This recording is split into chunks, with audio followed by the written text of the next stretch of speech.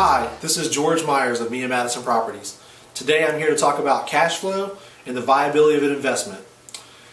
When considering an investment, there's a lot of things to take into account.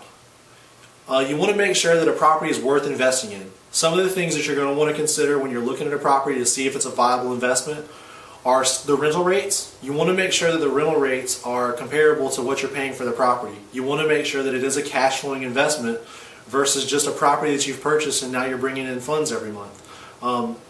Covering the mortgage is not an investment. Covering the mortgage is just a property that you have and is not doing you any good over time for an investment.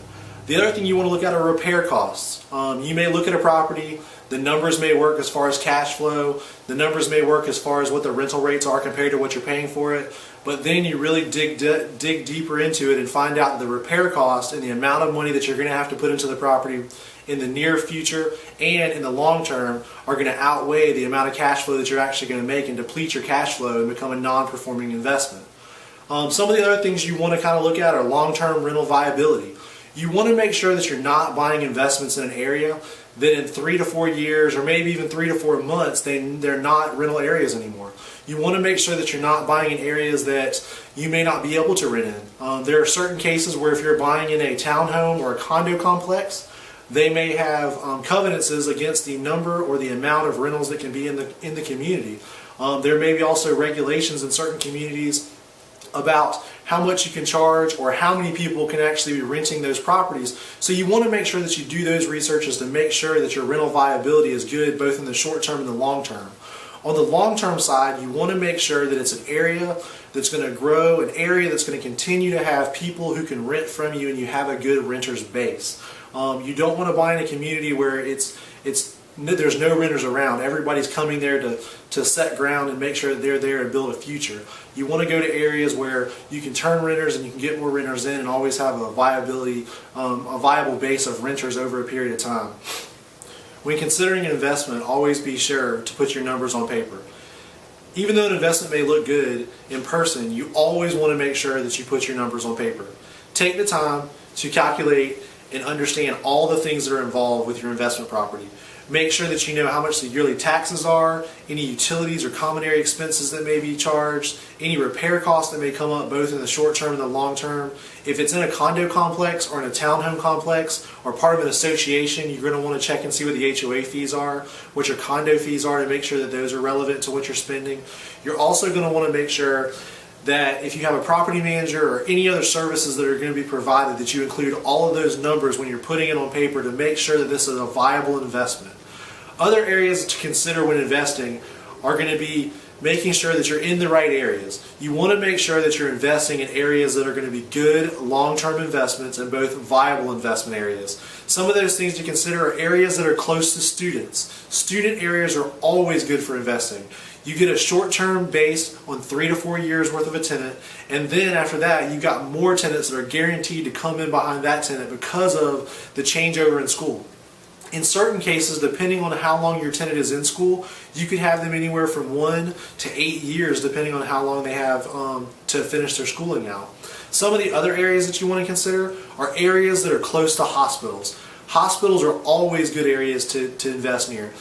Lots of people look at those and say, oh, well, the only thing we're going to have in those areas are going to be the doctors, and the doctors are buying property, and they're going to be, living in places that are a lot higher end than we have. Or the nurses, they're not going to want to live in rental houses and stuff like that. Well, what you're not thinking about are when you have hospitals, you have other industries and other people who have to help run those facilities. You've got subcontracted facilities that help run the facility. You've got subcontracted businesses that bring products in, that have workers for them.